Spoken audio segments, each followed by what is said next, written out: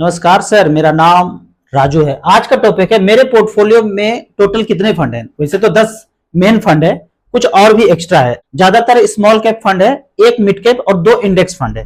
यहाँ पे देखते हैं जो मेरा पुराना फंड है उसमें से ज्यादातर मेरा एनजेके ऐप से इन्वेस्टेड है। तो यहाँ पे ये फंड है axis small cap, DSP small cap, HDFC mid cap, एक मिड कैप कैटेगरी में है, HDFC small cap, ICC potential small cap, Nippon growth fund, ये मिड कैप और स्मॉल कैप के कॉम्बिनेशन में हो गया, ये मिड कैप के कैटेगरी में हो गया, निपॉन इंडिया स्मॉल कैप और एसबीआई स्मॉल कैप। एक तो ये पोर्टफोलियो हो गया। अभी 2010 से मैंने ये शुरू किया था, 18% का रिटर्न अभी भी दिख रहा है।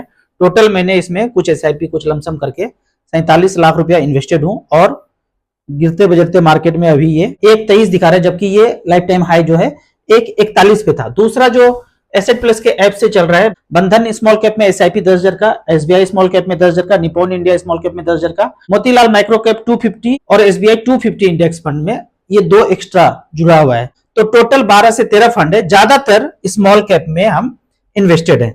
आपको भी लॉन्ग टर्म वेल्थ क्रिएशन करना है तो जो भी एसआईपी आप करना चाहते हैं कर सकते हैं। वो अमाउंट आप चेक करके 10,000, 20,000, 15,000 जितना भी करना कर सकते हैं। उसका एक आप रिकॉर्ड चेक कर सकते हैं कि 10 साल, 12 साल, 15 साल में क्या स्मॉल कैप ने रिटर्न दिया है। दूसरे कैटेगरी से भी चेक करके आप धीरे धीरे एसआईपी शुरू कर सकते हैं। उदाहरण के तौर पे पिछले 13 साल में अगर देखें, निपॉन इंडिया स्मॉल कैप 15,000 रुपए पर मंथ गया 2012 से अब तक 23,40,000 जमा हुआ है और वैल्यू 1,22,00,000 बनाई, 23% का सालाना रिटर्न जनरेट करके दिया है। इतना एक्सपेक्ट नहीं कर सकते फ्यूचर में भी, लेकिन बैंक पोस्ट ऑफिस से भी डबल भी मिले तो भी चलेगा, 12, 13, 14% भी मिले तो भी चलेगा। अगर और भी स्मॉल कैप का बात करें, ये कोटक स्मॉल कैप काफी पुराना फंड है। 2012 से अब तक 23,40,000, 15,000 रुपए पर मंथ जमा हुआ, 15,000 करोड़ का एयूएम है, 87 लाख रुपए यहाँ पे जनरेट करके बनाया है, 18.9% का रिटर्न है। तो इस तरह से एवरेज अगर 13 साल में देखेंगे तो एवरेज रिटर्न 18.88% का रिटर्न यहाँ पे जनरेट करके दिया है। यहाँ पे कुछ कमेंट्स का बात करता हूं। राजू भाई, डेट म्यूचुअल फंड से एचडब्ल्यूपी करना सही रहेगा? यदि देखिए अभी आप म्यूचुअल फंड कर रहे हैं और 1 करोड़ का टारगेट पूरा हो गया और आप रिस्क नहीं लेना चाहते हैं तो सारे पैसे को डेट फंड में स्विच करके वहां से एचडब्ल्यूपी कर सकते हैं। या अभी आपको 1 करोड़ रुपया कहीं से मिला है, पेरेंट से ट्रांसफर हुआ है, रिटायरमेंट का पैसा है, जमीन बेच के मिला है, घर बेच के मिला है और उसको आप सेफ चलना चाहते हैं तो जरूर डेट फंड में ही रख करके चलना चाहिए। लेकिन अगर ग्रोथ चाहिए तो थोड़ा सा पैसा 10, 15, 20% पैसा भी इक्विटी में उसका डाल के आपको लंबे समय के लिए बने रहना चाहिए। सर, मेरा एक सवाल है कि मेरा रेगुलर इनकम नहीं है, किसी महीने पैसा आता है, किसी महीने नहीं आता है, तो एसआईपी रेगुलर नहीं कर सकते हैं, तो क्या करना चाहिए?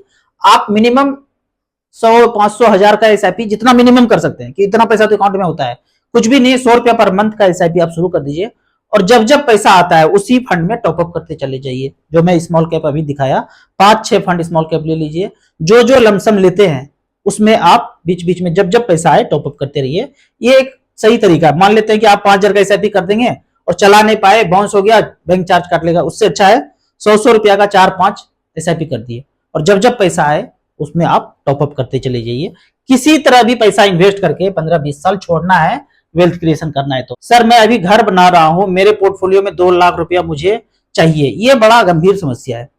यदि मार्केट अभी बढ़ता रहता तो आप सब कुछ त्याग देते और कुछ नहीं करते, लेकिन 2-3 साल हुआ है या 1 साल हुआ होगा और अब घर बनाना है तो ये पैसा कैसे निकालेंगे जब गिरा हुआ है? तो कोई भी पैसा म्यूचुअल फंड में आते हैं 12 साल, 15 साल के पहले आप कुछ करना चाहते हैं तो मत आइए म्यूचुअल फंड में। अभी गिर रहा है तो आपको सब सारा काम दिख रहा है, बिल्कुल भी नहीं करना है। अगर इस गिरावट में पैसा निकालेंगे तो लॉस में ही निकालेंगे, तो थोड़ा बढ़ने दीजिए, फिर समेट के सारा निकाल करके घर बना लीजिए और म्यूचुअल फंड को छोड़ ही दीजिए। यहाँ पे जो अभी स्थिति चल रहा है टोटल टीवी मीडिया रिंगटोन में, ये इस इकोनॉमिक फोरम का प्लान्ड एजेंडा है और ये 2016 में अपने वेबसाइट पे मेंशन किया था। इसी वेबसाइट पे 2016 में क्या मेंशन किया था कि इसको एरिया बढ़ाना है, ये वाला एरिया भी बढ़ेगा। चीन पूरी तरह से यहां तक आ गया है। ऐसे करके टोटल 10 संतलत चाहिए इनको। अभी तो 256 में बटा हुआ है ना, 10 चाहिए और 10 के बाद फिर 1 चाहिए। ये एजेंडा है, लंबा लॉन्ग टर्म है, अभी समझ में नहीं आएगा तो धीरे धीरे बढ़ना है। तो 10 साल पहले सोचा था, एग्जीक्यूट अभी कर रहा है और हम लोग इस चक्रव्यूह में फंसे हुए हैं, ऐसा कर दिया वैसा कर दिया, लेकिन प्लान पहले से। ये तरीका नहीं होता, दूसरा तरीका होता, दूसरा तरीका नहीं होता, तीसरा तरीका होता। उनको हर स्थिति में इस एरिया को बढ़ाना है। तो कैसे बढ़ाओगे? मर्जी से तो बढ़ा नहीं सकते हो, कुछ ना कुछ उपद्रव करना पड़ेगा, तो वो चल रहा है। अगला क्वेश्चन है, एसबीआई कॉन्ट्रा फंड कैसा फंड है? बहुत बेहतरीन फंड है, पुराना फंड है, डाइवर्सिफाइड इक्विटी है, बिल्कुल आपको इसमें एसआईपी या लमसम करके लंबे समय के लिए बने रहना चाहिए। UTI Nifty 3000, Motilal Oswal mid cap 3000। कोई स्मॉल कैप फंड सजेस्ट करें? SBI small cap, SBI 250 index fund, Nippon small cap, Bandhan small cap, quant small cap. इस फंड को यूटीआई निफ्टी वाले को आप चेंज करके स्मॉल कैप में जा सकते हैं, क्योंकि यदि आपके पास लंबा समय है तो ये लार्ज कैप कैटेगरी का फंड है, आपको इतना अच्छा रिटर्न नहीं मिलेगा जितना कि स्मॉल कैप दे सकते हैं। उदाहरण के तौर पे दो कंपैरिजन देख लेते हैं। एक लार्ज कैप ले लेते हैं, 15,000 पर मंथ का एसआईपी 15 साल तक करता रहा, तो जो सबसे टॉप का है ऊपर का 27 लाख जमा हुआ है और पैसा बना है 95 लाख रुपया पिछले 15 साल में, 2010 से लेकर अब तक। एवरेज अगर बात करें या बॉटम का भी जो भी बना है रिटर्न चेक कीजिए, 13.3% का रिटर्न लार्ज कैप में मिला है। अब यहाँ पे स्मॉल कैप का बात करते हैं, तो एसबीआई स्मॉल कैप ऊपर है 15,000 रुपए पर मंथ 2010 से अब तक, 27 लाख जमा हुआ है, पैसा बना है 1,55,00,000। अगर एवरेज का बात करें वहां 13.3 था लार्ज कैप में, यहाँ पे एवरेज अगर बात करें पिछले 15 साल में 17.87 का है। तो इस तरह से खुद से आप कंपेयर कीजिए, यदि आपके पास 15 साल टाइम है तो जरूर से आपको स्मॉल कैप में, जो स्मॉल कैप में आज करे तो वही मिड कैप बनेगा, वही लार्ज कैप बनेगा। ऑलरेडी आप लार्ज कैप में है, एज अभी कम है, तो आपको यहां पे नहीं रखना चाहिए। जब आपका एज ज्यादा हो जाएगा, 50, 55, 60 हो जाएगा, फिर लार्ज कैप में रखेंगे। अभी स्मॉल कैप में ग्रोथ करने का चांस ज्यादा होना चाहिए। राव सर, आप सबको पैसा बनाना सिखाते हैं, खासकर मेरे पति भी आपका वीडियो देखते हैं, मैं भी देखती हूँ, फिर सोचते हैं कि आप कहते हैं 10% इधर डाल दो, 25% उधर डाल दो, 15% फलाना ढिमकाना, ये सब मच मच फंड में लगा दो। पर मुझे ऐसा लगता है, पर सर आप अपने आप पर 2% भी खर्च नहीं करते हैं और ना ही हमारे पतियों को सलाह देते हैं। हजारों लाखों सैलरी होते हुए मेरे पति देव 200 रुपया का टी शर्ट और 700 रुपया का जींस पहनते हैं। आपका चेहरा भी देखकर यही लगता है कि अपने ऊपर आप 2% भी खर्च नहीं करते होंगे। आप एकदम सही सोच रहे हैं, मैं अपने ऊपर खर्चा करता ही नहीं। मेरी वाइफ इसी बात से झगड़ा करती है कि आप दूसरों को देते हैं और अपने लिए खर्चा नहीं करते हैं। लेकिन भाई मैं सबको बोलूंगा, आप 10-20% अपने फैमिली पर भी खर्चा कीजिए और खूब खर्चा कीजिए। एसआईपी करते करते पैसा एक दिन बन ही जाएगा, वेल्थ क्रिएशन हो जाएगा। लेकिन जो प्रेजेंट सिचुएशन है ना, उसको एकदम कष्टकारक नहीं बनना है, पैसा का पहाड़ नहीं बनाना है। पैसा एक दिन आएगा तो उसको खर्च ही करना है, तो थोड़ा थोड़ा अभी भी खर्चा करना है। जहां तक मेरा बात है, आप जैसा सोच रहे हैं वैसा बिल्कुल भी नहीं है। हमने अपनी जिंदगी में खूब खर्चा किया और खूब इन्वेस्ट किया, क्योंकि बीच का जो ईएमआई चलने वाला है ना, जो पैसा लेके जाता है मोकेम्बो, वो हमारे पास कभी नहीं रहा।